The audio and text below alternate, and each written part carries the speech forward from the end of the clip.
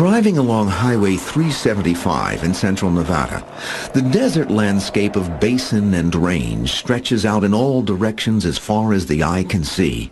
It is the archetypal American West, wide open spaces and harsh conditions where only the most rugged of individuals have settled and survived. There are no cities here. Towns, if you can call them that, are few and far between. And the only sounds that disturb this pristine wilderness are rattlesnakes, coyotes, and jet aircraft. Highway 375 is on the eastern flank of the Southwest Test and Training Range Complex. At its center is Nellis Air Force Base, 5,000 square miles of earth and sky that's known as the military's private playground. Here, the Air Force's version of Top Gun exercises take place.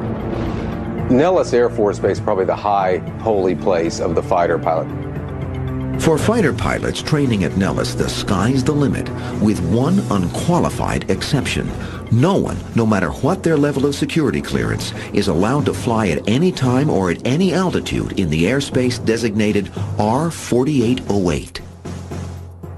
You do not fly into that area, even if it means breaking off a combat or diverting. It is simply not done. In Air Force parlance, airspace R-4808 is called Dreamland, so named by a pilot who was inspired by a poem of the same name by Edgar Allan Poe. Dreamland encloses 60 square miles of the most secure, most secret land in the United States. And inside lies the mysterious place known as Area 51. Just the idea of a secret base out in the middle of Nevada where the possibilities are endless because we don't know what's going on there for the most part is powerful and potent and alluring. For nearly a half-century, Area 51 has been the military's best-kept secret. So secret, in fact, that until very recently, the U.S. government denied it even existed. Everybody knows that the place is there. Everybody knows it's working. But to the government, it's a secret. However, for a place that is supposedly non-existent, Area 51 has an inordinate amount of security. Just a few miles down this road lies a bastion, a sanctuary of some of the most classified and high-technology programs that exist in the world. Along nameless dirt roads off Highway 375, signs warn the curious that it is illegal to enter, photograph, sketch, or even look at anything beyond this point. Motion sensors in the road and along the perimeter alert a private security force to approaching trespassers. As far as we know, nobody's ever been able to penetrate the base, and you'd have to be extra stupid to try.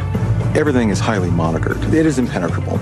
And even if you got close, you still have a dry lake bed to cross to get to the base. It is situated in such a place that makes security quite easy to maintain. Exactly what is the government hiding at Area 51? What projects could possibly require such intense security? The answer remains one of America's biggest mysteries. The absence of information is the most intriguing and titillating thing possible in the information age. Speculation about the secret work being conducted there has become a cottage industry. Now you've got the conspiracy nuts out there who say that it's the headquarters for the New World Order. You've got the hopelessly gullible saucer nuts who say that there are underground bases and huge vats where our military is cooperating with aliens to build these hybrids. You got some of these folks who say this is where the milk carton kids are all taken away for horrible medical experiments. All sorts of people have all put their own veneer on Area 51. The government's continuous refusal to acknowledge the existence of a research facility at Groom Lake naturally intensifies public interest. If they had said, yeah, we've got a base out here, yeah, it's called Area 51, we've got some secret programs, we need the secrecy for purposes of national security, they wouldn't have half the level of interest from the public and all these crazies that they have now. Instead, they've denied that the base existed, they deny that it has that name, they've denied what programs are out there, they wouldn't even say what agency controls the base, and that has all fed the myth machine. At Area 51, separating myth from reality is extremely difficult. What we do know comes from former employees, declassified government documents, and tenacious researchers. Central Nevada may not be fit for man nor beast, but it's just right for testing nuclear warheads. And on February 2nd, 1951, the Atomic Energy Commission detonates an atom bomb 30 miles southwest of Groom Lake, now the newly established 200-square-mile area called the Nevada Test Site. When the Nevada test site was set up, it was divided into areas. And there's no apparent logic to the deployment of the numbers on the map with these different areas. But Area 51 was the number given to the one at the upper northwest corner that included the Groom Dry Lake. Between 1951 and 1954, Area 51 is just another uninhabited patch of desert on the grid of the Nevada test site. To understand how it comes to be the site of the world's most secret military base requires a side trip to Burbank, California. In the 1950s, the hangars and test facilities around the Burbank airport belonged to Lockheed, the nation's largest aircraft contractor. What the average American citizen doesn't know is that deep within Lockheed is a secret testing facility known as Skunk Works. It is under the direction of aviation pioneer Kelly Johnson. Kelly Johnson is probably the most brilliant aerodynamic engineer in the history of the United States. Johnson and his Skunk Works team have a reputation for not only building state-of-the-art aircraft, but for doing it quickly, cheaply, and quietly. This is why the government comes to Johnson first in the summer of 1954. The Cold War needs a hot secret weapon. The CIA came with this dramatic and immediate brief. We need an airplane that can fly over the Soviet Union, see what they're doing in the way of bombers and missiles and nuclear weapons, because there were not yet spy satellites, of course. Kelly Johnson's answer is to design the U-2, a long-range jet aircraft that can fly at 70,000 feet above the reach of radar. Work begins in the winter of 1954 on the new plane. 8 months later, Johnson's U-2 is ready for a test flight. Up until that time, he had tested all the aircraft up at Edwards, and it was clear that if this thing was going to be as secret as it had to be to work, they were going to have to find somewhere even more hidden away to test it. Kelly Johnson, along with test pilot Tony LeVere, heads east to search for a new site. Flying over Groom Mountain, the men spot a large dry lake bed reminiscent of their Edwards test site. The fact that it has been bathed in atomic bomb fallout for more than 4 years is only seen as a plus. The idea was that they needed somewhere far from prying eyes to test this spy plane. Where better but the Nevada nuclear test site, where no one in their right mind would venture. When we continue, cover stories and a pattern of denial become standard operating procedure at Area 51. Area 51, Groom Lake, Dreamland. The government's super-secret testing facility in the Nevada desert will go by many names. The names this place had were almost like religious terms. Ben Rich, who was the head of the Lockheed Skunk Works, told me that he legally could not say the words Groom Lake or Area 51. On July 14th, 1955, the first U-2 prototype is shipped from Burbank to Area 51. The U-2 spy plane was at first disguised as a weather plane. 3 weeks later, it's ready to fly, and the government has its cover story in place. A phony press release is issued. As far as the government is concerned, Area 51 does not exist, and neither do its employees. One man who had worked out at Groom Lake described to me the whole secrecy experience as being like a lead overcoat. I mean, it was a constant weight, and it was the weight of not being able to tell your family what you did. 2 weeks after the first U-2 test flight, on August 19, 1955, President Dwight D. Eisenhower signs Executive Order 10633, restricting for the first time the airspace over Groom Lake. And to further protect the Skunk Works operations, a public land order is signed on June 20th, 1958, making the 60 square miles around Groom Lake officially non-existent. It is not very effective, however, in keeping the U-2 a secret from the Soviet Union, who have spies at the Turkish military installation where the U-2 is based. The Russians very quickly became aware that the aircraft were up there, but it became a question of cat and mouse. The operation was deniable until the Russians could shoot down a U-2, and that's what eventually happened. On May 1st, 1960, pilot Francis Gary Powers U-2 is shot down over the Soviet Union. President Eisenhower at first denied that it was a spy plane, but as the facts of the matter emerged, it was clear that this was something the American people had been kept in the dark about for years. And it was not only important in the history of the Cold War because it scuttled an important summit conference that was about to begin, but it was one of the first episodes where the American people knew they had been lied to by their government. The government's response to revelations about the U-2 is not to come clean, but to make the testing facility at Groom Lake even more secure, even more secret. What it doesn't want anyone to find out is that Area 51 is already building its next top-secret aircraft.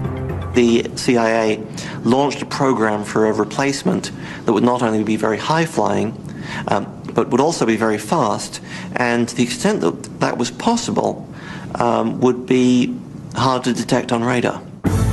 On January 15, 1962, the Air Force requests that the restricted airspace over Groom Lake be quadrupled. 3 months later, the top-secret A-12 makes its first test flight. This is one of the most astonishing technological feats in history. It's still a plane that looks like it comes out of the next century, even though it first flew in the early 60s. But like the U-2, the A-12 doesn't stay secret for very long. In the election year of 1964, President Lyndon Johnson reveals the existence of the Blackbird to the American public. He said the aircraft were being tested at Edwards, which of course there was no A-12 at Edwards and there never had been. When the press is invited to Edwards for the A-12's unveiling, the secret machine inside Area 51 has to do some fancy footwork. 2 A-12s were very hastily flown to Edwards.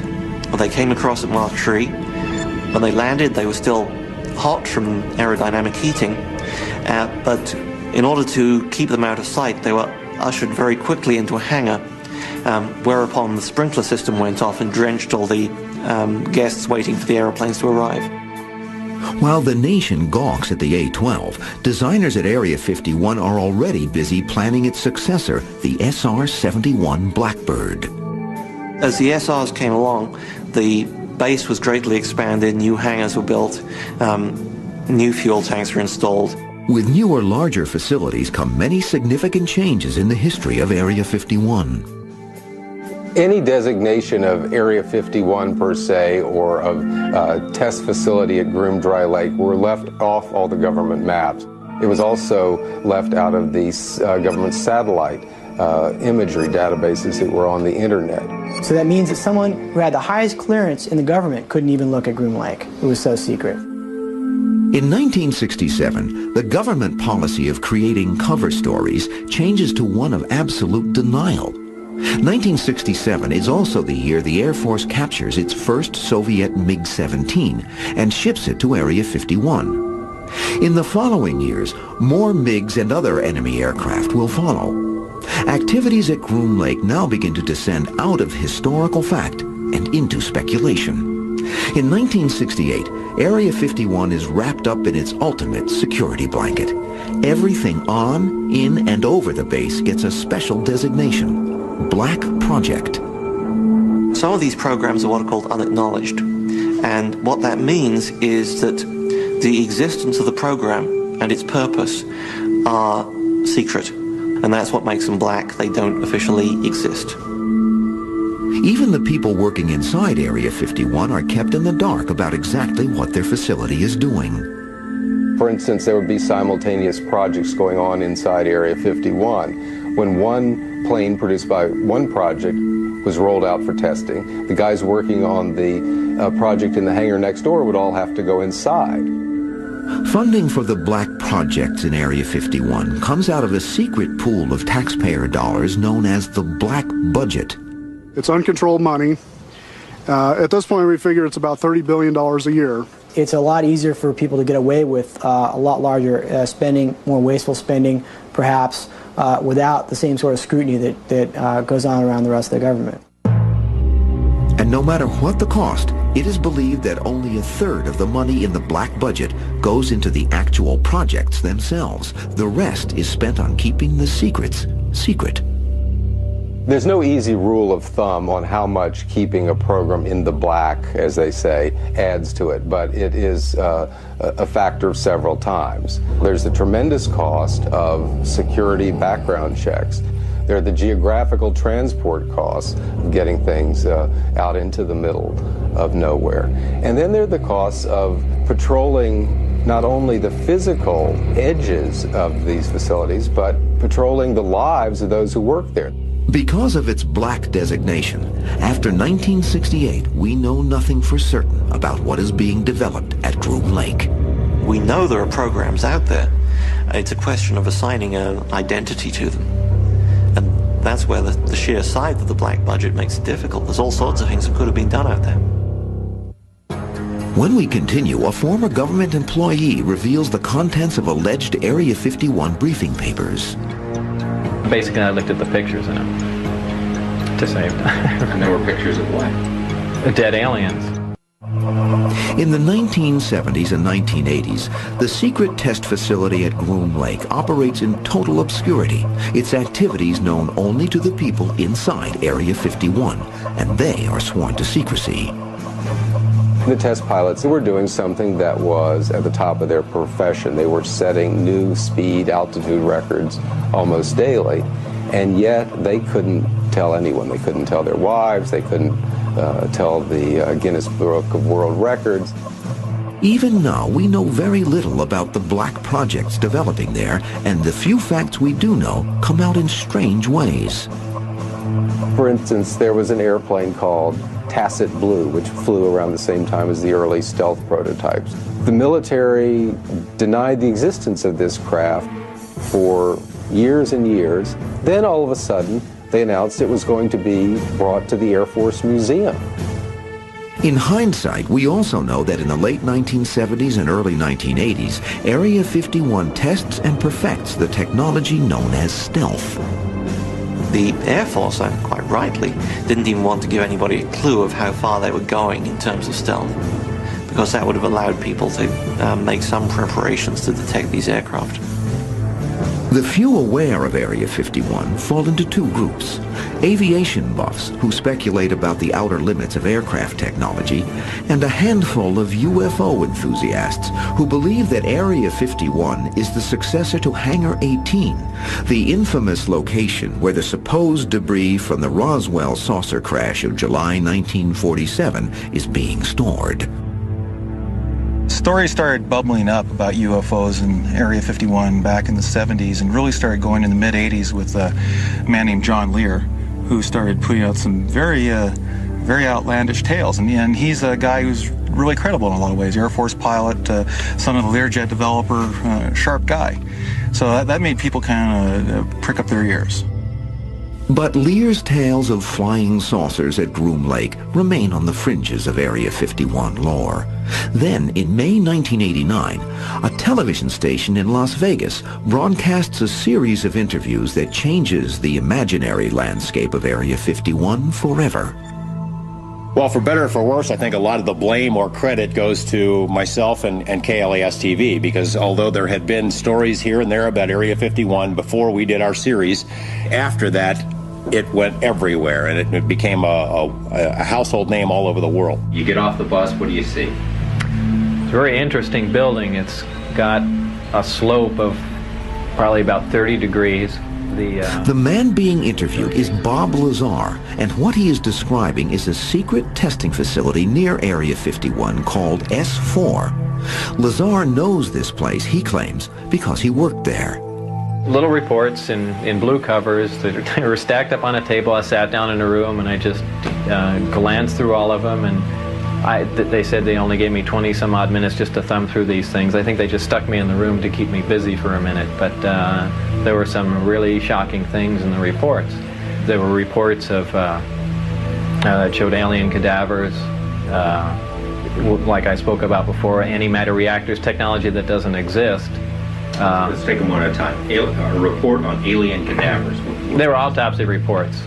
I mean, I didn't completely read them because I didn't have time, and as soon as I got into some interesting things, I wanted to get through these really quickly because I knew I didn't have much time. Basically, I looked at the pictures in them to save time. And there were pictures of what? The dead aliens. Lazar not only has an incredible story to tell, he also appears to have the credentials to back up his claims. Lazar also has proof that he once worked at another top-secret testing facility in Los Alamos, New Mexico. We took him to a couple of polygraph examiners. The first one was inconclusive. The second one said there was no question that he was telling the truth. How did he pass that? He knows about the inner workings of the base because I was a guy I know who worked out there who put him through his paces, asked him a bunch of questions, not where do they store the flying saucers, but things like, where's the cafeteria? How do you pay for your meals? What color is it inside? That sort of thing. And he passed. How did he know? It's enough to convince a lot of people that Lazar is telling the truth, and the more he is interviewed, the more he tells. Believe it or not, that was not the most shocking thing to me. I said, great, okay, now and next, and began to dig through. What was next? Well, the technology part, the drive on the flying saucers, the flying discs, how they operated, the power source for them. I really dived into that most deeply and spent most of my time on that. What did it say? The power source is an antimatter reactor. They run gravity amplifiers. But perhaps the most compelling part of Bob Lazar's remarkable story is that he says he knows exactly when and where these extraterrestrial craft can be seen.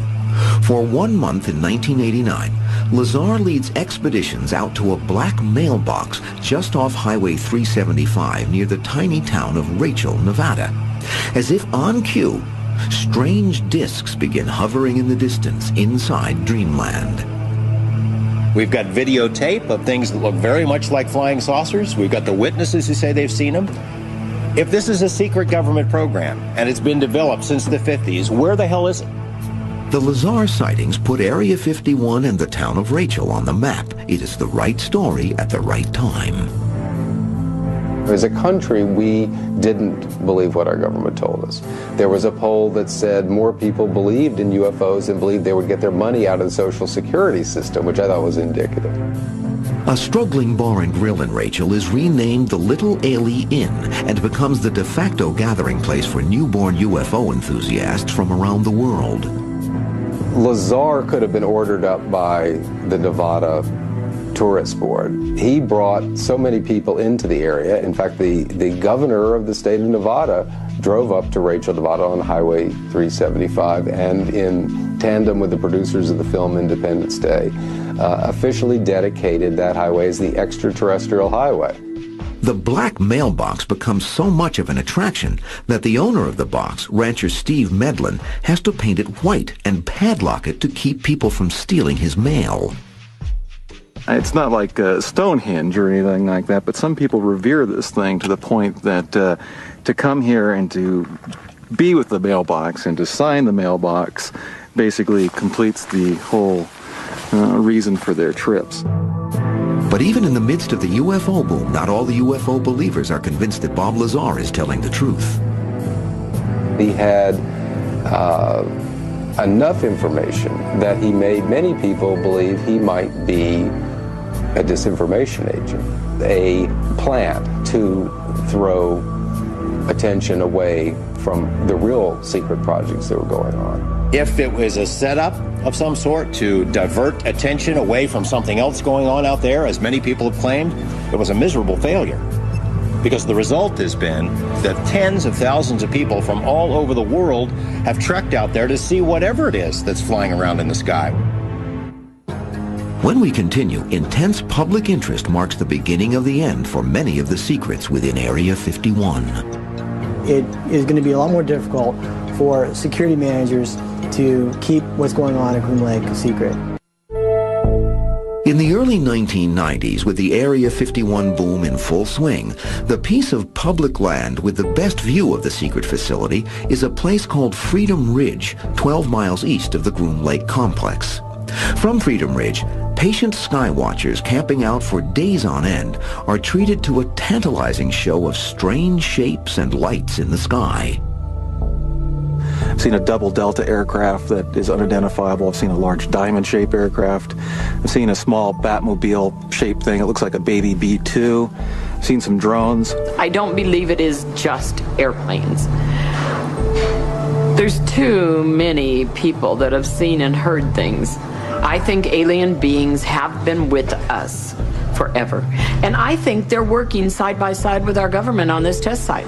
It was interesting how tech lore and folklore graded into one another, and how there seemed, in even the nerdiest techno-geek, to be a desire for some kind of exciting, almost spiritual experience out there. Eventually, Bob Lazar tires of what he perceives to be near hysteria surrounding Area 51 and stops talking about the subject altogether.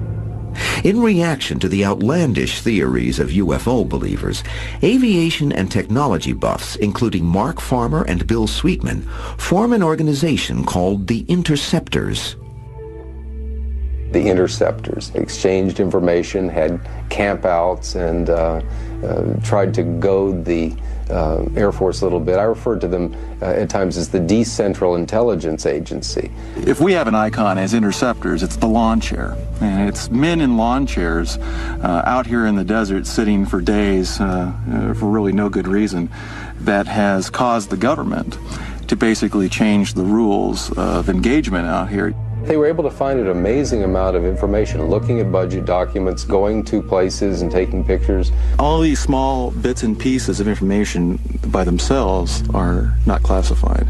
But the mosaic we've been able to produce as interceptors is highly classified. And the government doesn't like that, and I don't blame them a bit. On October 18th, 1993, the Air Force demonstrates its disapproval by closing off an additional 3,972 acres around Groom Lake from public use.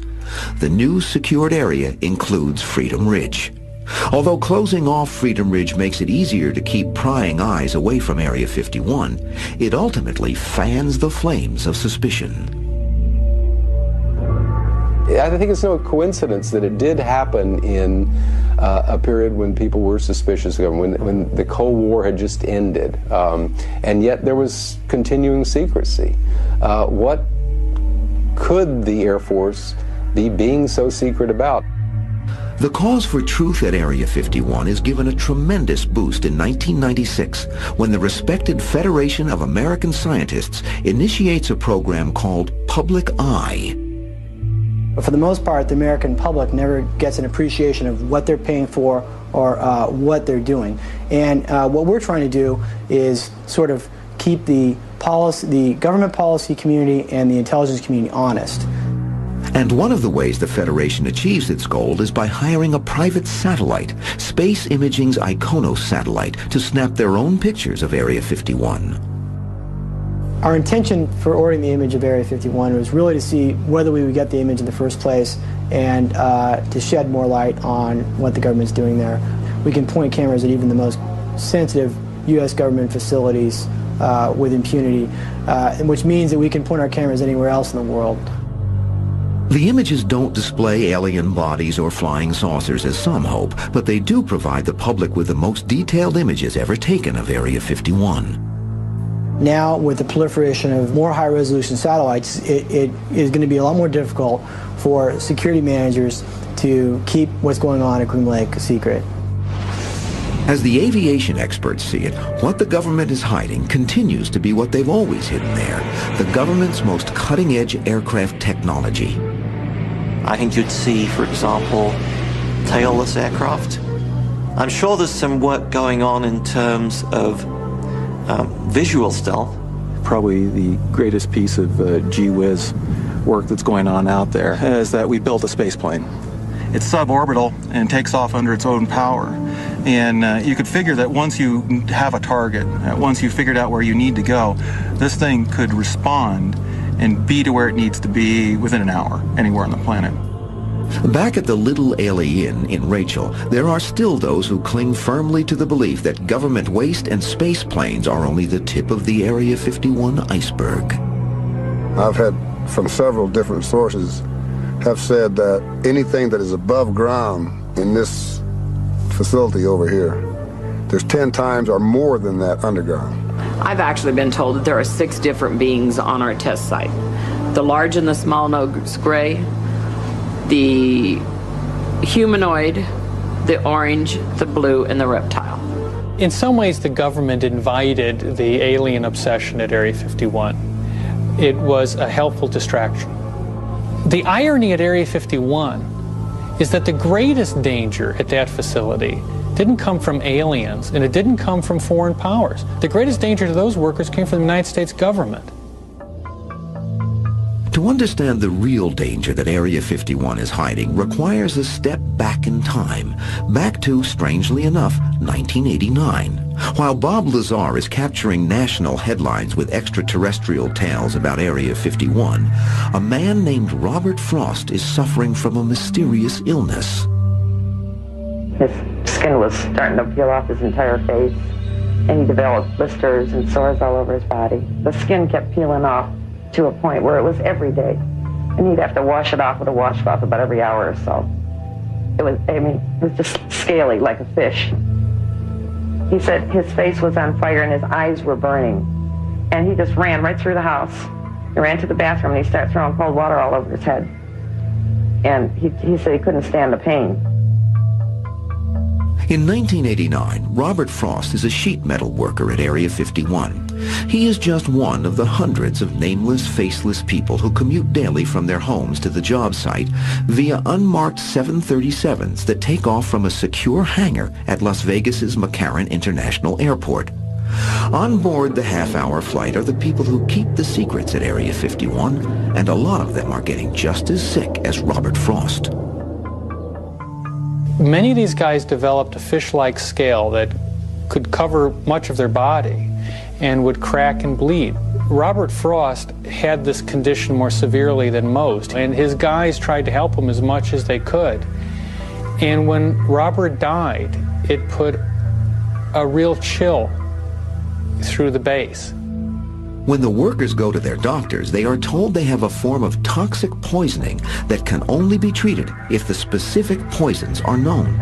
Supervisors at Area 51 refuse to disclose what those poisons are or to release information from Robert Frost's autopsy report. It's a hell of a thing to lose a friend and have the government say there's not a bloody thing you can do about it because this place doesn't exist and frankly you don't exist. Well, they did exist. They're American citizens. And so they sued, and they proved that they existed. When we continue, what lawyers found when they went searching for the secret dangers hidden at Area 51. Private citizens have gone to jail for violations that are a fraction of what occurred at Area 51. In 1992, lawyer Jonathan Turley is contacted by several Area 51 employees who are suffering from a debilitating illness. I was the first lawyer that most of them had talked to. These are not the type of people who look to lawyers in the courts to resolve their problems. These are very patriotic people. They were put at Area 51 for a reason. And things had to get very, very bad for them to seek help. They decided that what was happening at Area 51 was a greater danger to the American people than what they were trying to defend against. That's a pretty awful point to reach. The workers aren't seeking money or punitive damages from the government. They just want to know why Robert Frost is dead and if they're going to die too.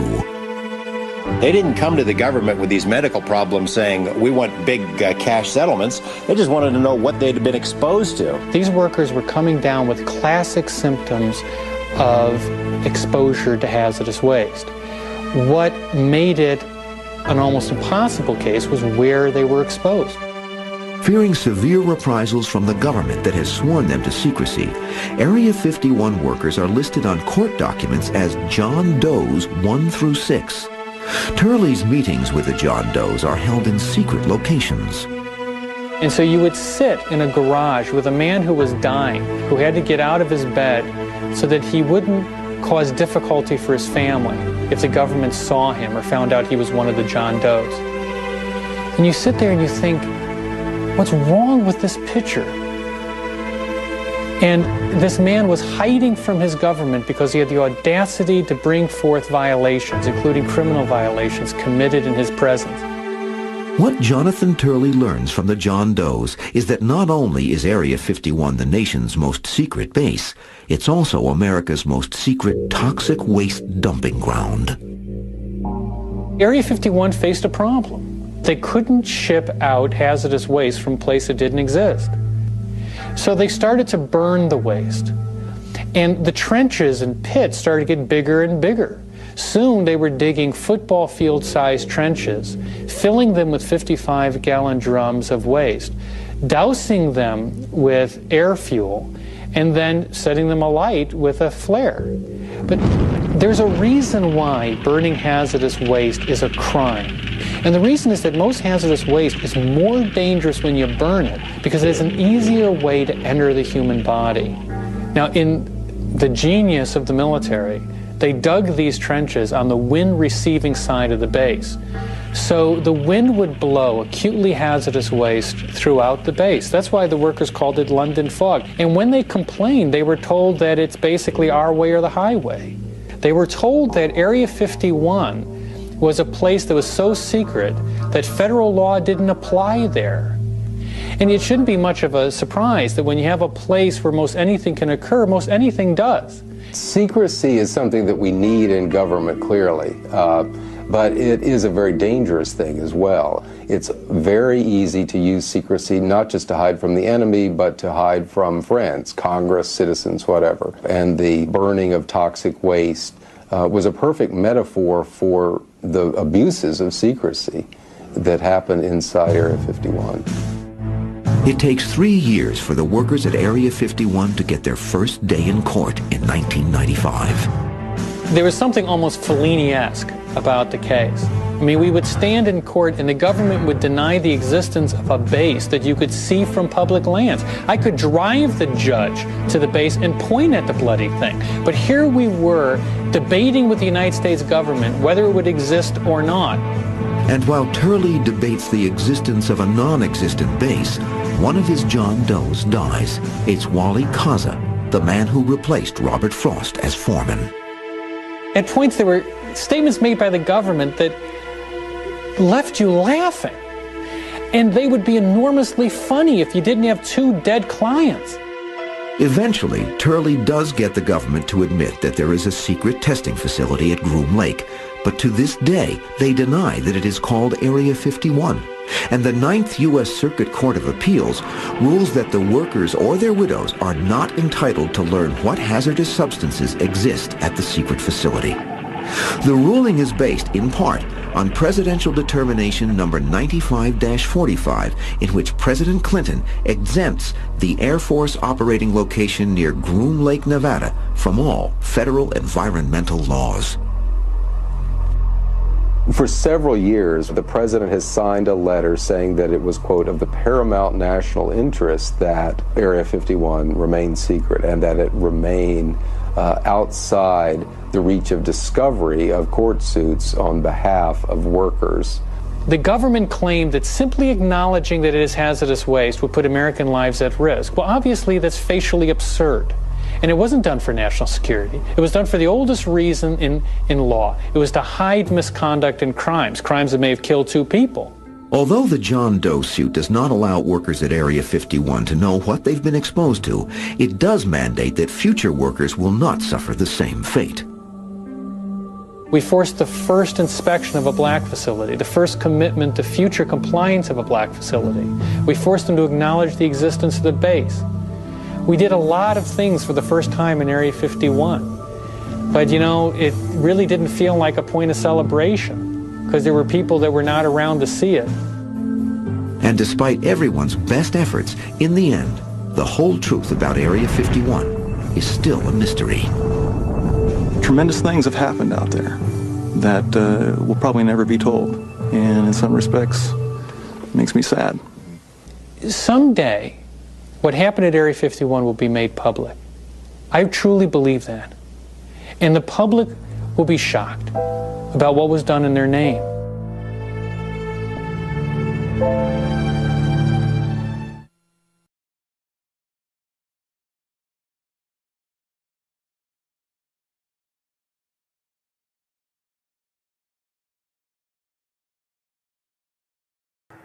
When I began to gather myself together, I had met by this time other people who had had similar experiences. I began to ask myself, what did they want from me? I speculated about whether or not what seemed like a psychic attack could have been warnings. I have remembered more and more not only the vision of the apocalypse, but other warnings and consistent warnings, not only to me, but across the whole community of people who have had this experience. A lot of them get the same warnings, that we're in trouble, that our environment is in trouble. So I'm not alone in that. And that has become a really essential feature of my current life.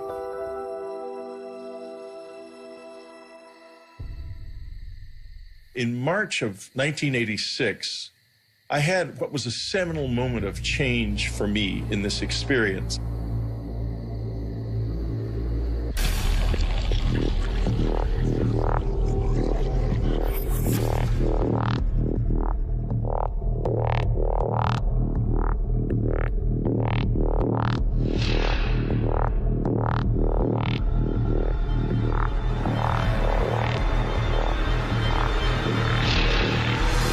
Oh, God.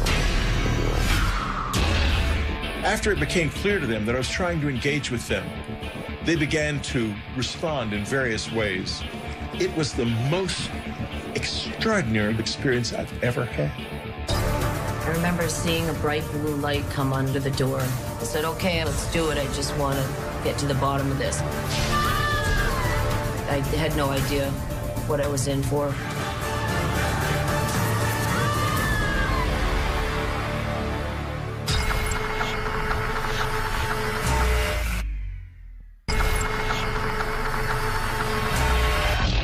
In March of 1986, I had what was a seminal moment of change for me in this experience.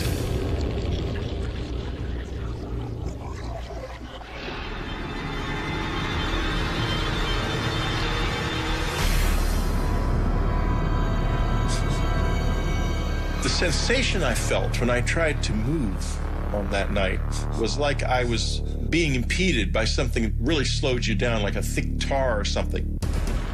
When they are there, you have a feeling that is almost impossible to describe. I was terrified, but I sort of forced a grin onto my face and tried to smile. I couldn't smile very well. I wanted to try to show them that I was not dangerous, that I was something that I wanted to know more. And there was a change then. After it became clear to them that I was trying to engage with them, they began to respond in various ways. They were trying to build a bridge, I think. I think that was the first moment when there was any kind of real exchange. I wouldn't say that, oh, this is definitely aliens. I would say that it was real and that we don't know what it was. That I am quite certain of.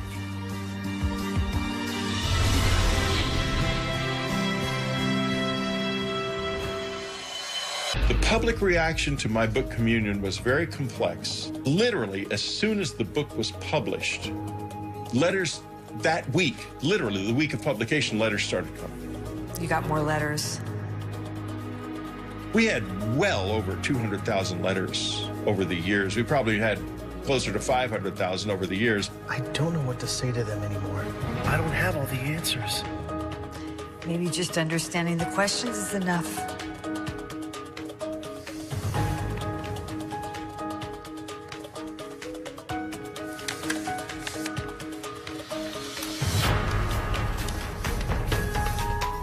After I began to read them, I realized there's something happening on planet Earth that we do not acknowledge. We don't know what it is. Is it aliens? Is it something to do with us and something about the way we are that we don't yet understand? I don't know, but it's real. In the late summer of 1994, it became clear that we were running out of money. We began to not be able to pay our mortgage, and it became clear we had to leave. And so, at the same time, though, that this was happening, I was having one of the peak experiences of the whole thing. I'd begun meditating in the cabin because people had found the place, and there were other people out in the woods at night looking for the aliens with flashing flashlights up in the air and such childish stuff. And so I meditated, and I stayed in the house and meditated from then on. I didn't really want to be disturbed by that.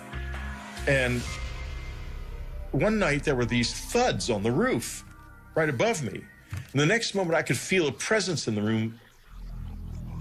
At this point, these years later, I was easy with their presence in the house. I wasn't scared of that. And I finally said, I want to see you as you really are. And I didn't see anything. And so I said, well, this is it. I'm leaving this room now, and I'm leaving it forever. I will never return to it, because tomorrow we leave, and we're leaving forever.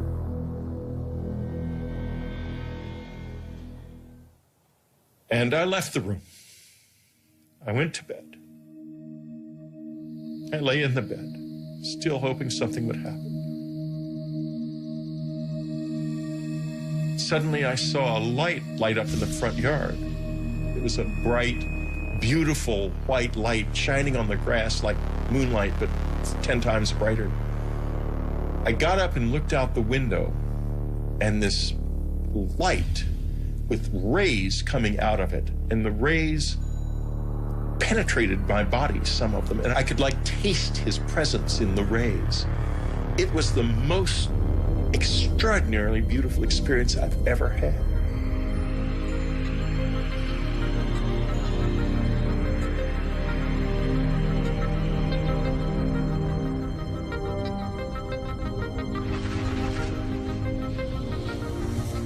The next morning, we left the cabin, and the experiences have never been like that since then.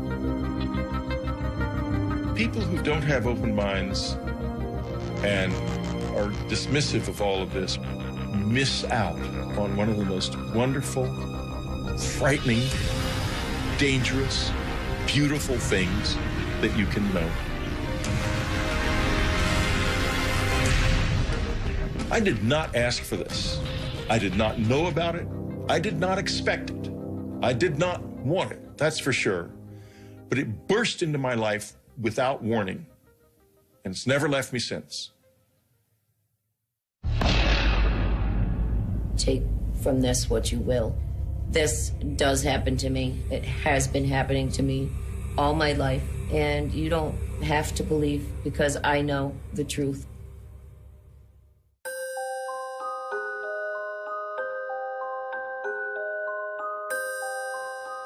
My earliest memories of being abducted by aliens were when I was very young, 5, 6 years old. I was living in Ohio, and it was kind of in the middle of nowhere. Our nearest neighbor was a mile or two away. There was, nothing for miles. I would be in my bed, usually. I would hear voices coming down the hallway. The voices were of my parents, so I got comfortable thinking it was my parents. I remember seeing a bright blue light come under the door, and shadows, actually, of something standing outside the door. And I realized that it was not my parents coming in.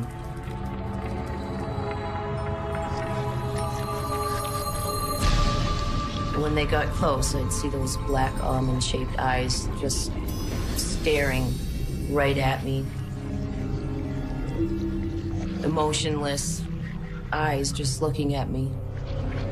and they would extend their hand and I would grab it as if I was really comfortable with them and had done this many times before. And they often would let me take my favorite stuffed animal with me.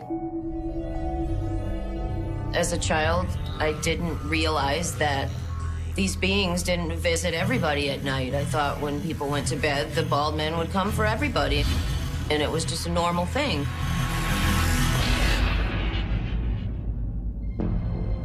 I decided I would, draw them and write down things that I could remember.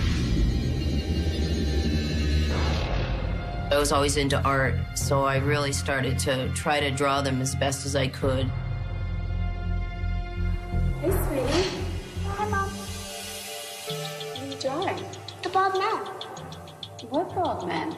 They're my friends. They come visit me at night. It didn't start to get uncomfortable until I started talking about the bald men to other people, whether it be classmates or family members, and they just said that it's not real, there's no such thing, you're just dreaming. It was very frustrating being told that this wasn't happening when I knew it was. Okay, Audrey, I need you to relax. As an adult, I would remember bits and pieces. I remember them coming in. I remember them doing something to me so I couldn't move.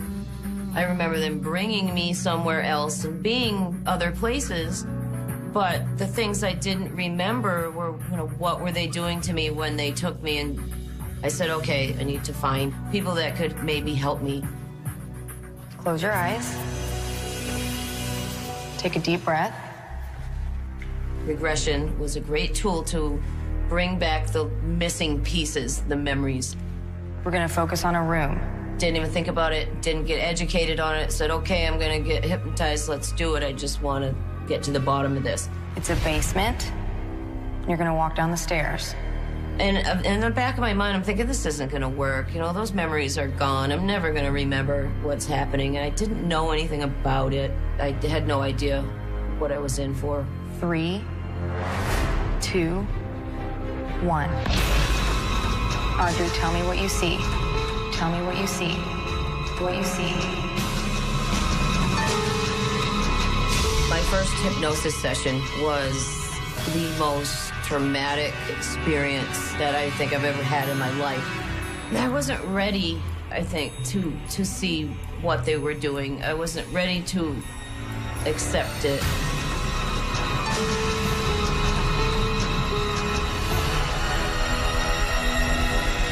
The bald men were just terrifying to look at. The people that wanted to help me, they did this wonderful hypnosis session. They got all this, detailed accounts of what's going on, and this was great stuff. But I never came back for a long time. I just left. I didn't want to think about it. They gave me a copy of the tape. I never listened to it to this day.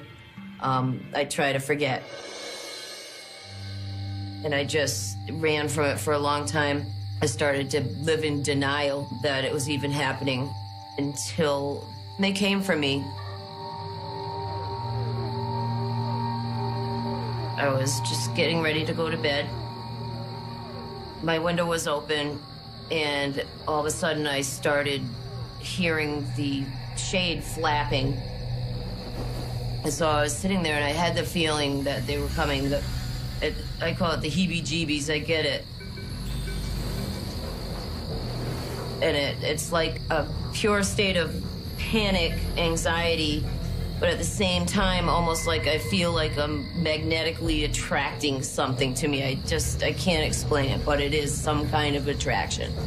I got under the covers like I had as a child for so many years, thinking that that would help. And I don't know, something kind of snapped inside me, and I said, I want to see what's coming and what has been coming for me for so long. So I didn't hide under my covers this time. And as I sat there waiting, after the wind came the lights and the humming sound.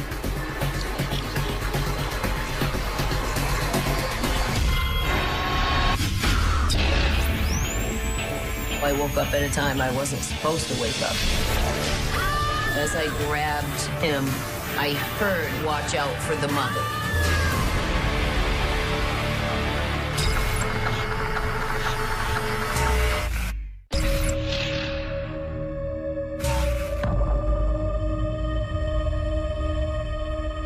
Once the light came into my window, I knew that it wouldn't be long. I started to feel twitching in my body and my arms moving by themselves, like muscle spasms almost. And then buzzing sound was real steady. It was a kind of fear I can't even explain. Total confusion, anger, what are they doing? And then, of course, why? Why?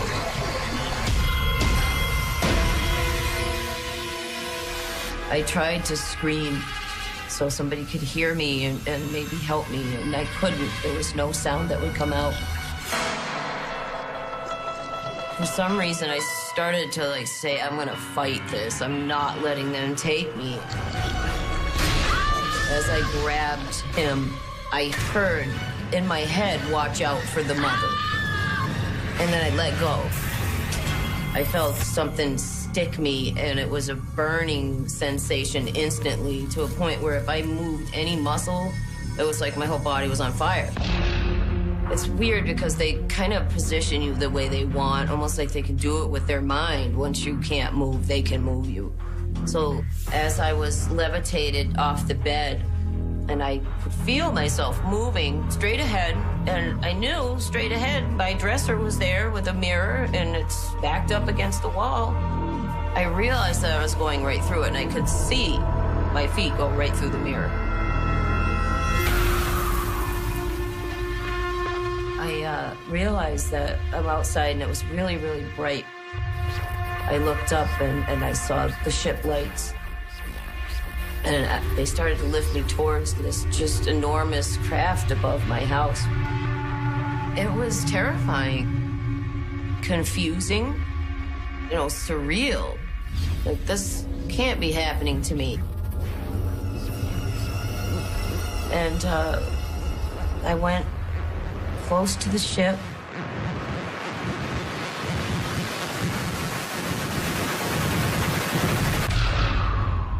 And that was the last thing I remember. And then I just blacked out.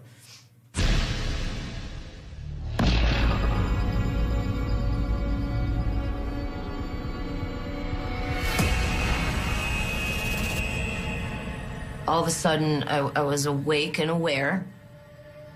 I noticed a man walking around me, and I looked at him, and he looked at me. He felt familiar to me for some reason. He touched me and was no longer a man.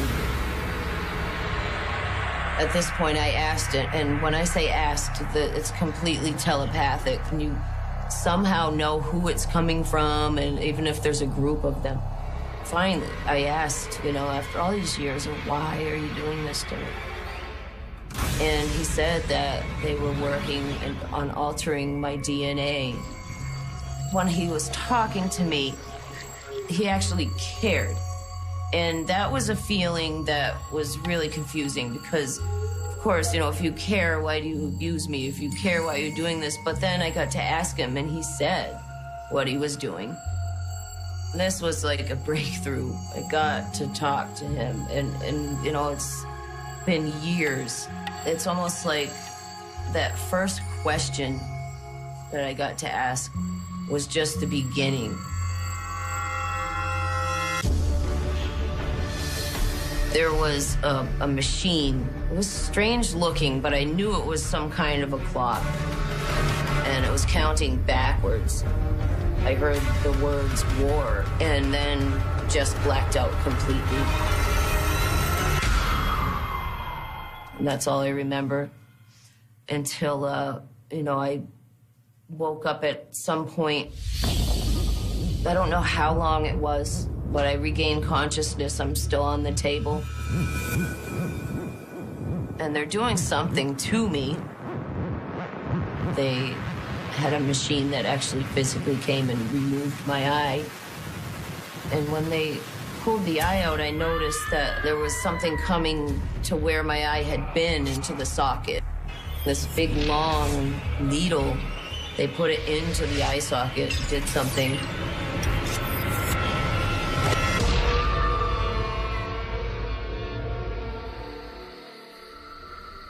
The next thing I recall after seeing my eye getting removed was just being back in my room. The whole time I'm coming out of whatever they do to me, I would remember bits and pieces. I scrambled to my journal and I wrote down what I remembered. I don't usually even look at my journal because it does tend to bring back a lot of the fear and the emotions. And, you know, sometimes it's meant to be forgotten for good reason. Years later, I started to have physical problems from it and actually had to, you know, undergo various surgeries because of unexplained scarring in my tubes and ovaries and uterus. There was just, you know, the doctors didn't know what it was from. There was just scarring in there. I never told the doctors what I knew it was from. It's not something that you can say, all right, hey doc, you know, this is what's going on, especially back then.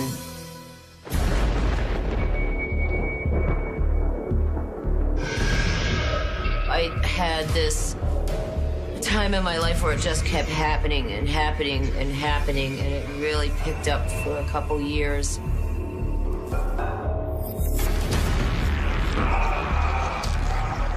This encounter started as it always does. When I woke up, there was one of the Greys standing at the foot of my bed, and I saw him there, and then just blacked out completely.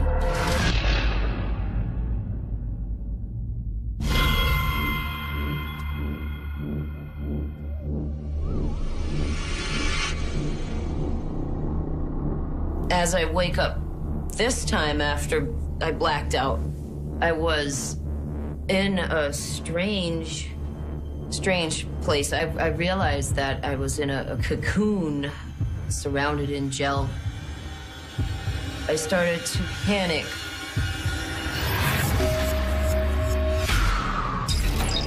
One of the Greys realized I was awake, hurried over to me, and I remember seeing a needle coming at me, and it was a fear I can't even explain.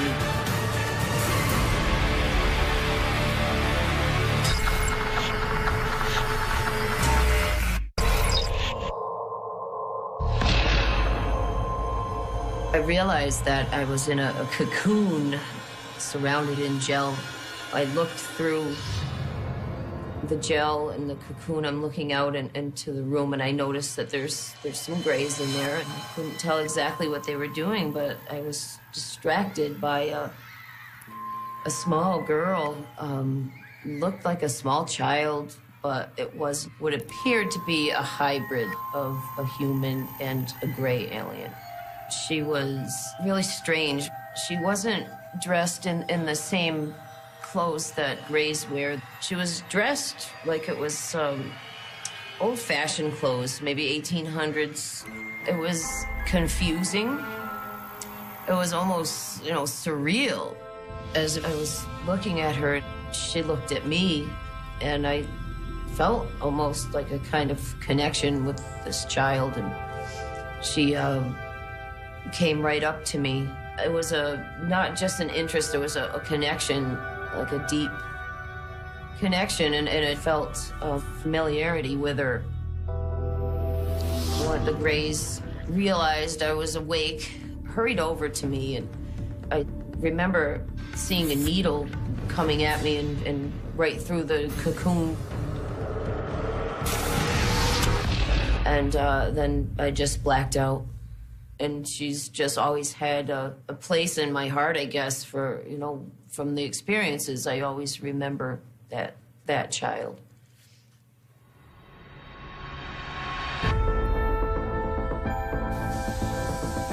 It's like they're preparing us for something that's going to happen in the future to mankind. It's a preparation of sort. There's areas of the brain that we all know we don't use. They could be storing the information there. They said that when the time comes, we will act and know exactly what to do. Whatever's going to happen, I think that as abductees, we're being prepared to assist others with whatever change is coming to this planet. I try sometimes to say, okay, this is all in my head, and I continue, and then something will happen that reminds me that it's very real. I've had times where I just step back and say, okay, I'm gonna just, join the human race and just do normal things, and this is not happening to me. But they won't let me. Can't say that I would have chosen this if I had, had a choice, but for whatever reason, I'm going through this, and it's not my imagination. I've had a lot of time to think about what they did and how angry I was, but if they were really going to do it to hurt me, then why would they take the memories away? Why would they care? Why would they care? They would just let me remember.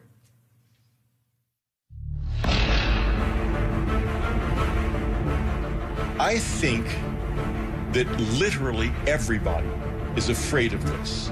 I think it happens to far more people than remember it at all. I see it as a part of the human experience that we cannot acknowledge. Most skeptics and people that don't believe are probably the ones that believe the most. People are eager to reject the things I've written about.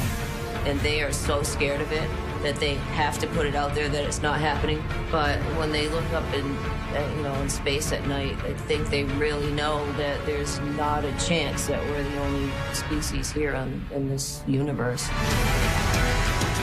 And it's an unknown that every single one of us senses is there. And I know that the population of people are being able to start talking about it. It's like there's a worldwide awakening happening right now. That there is something happening on this earth to human beings that is powerful and real, and that we either don't or can't acknowledge, even to this day.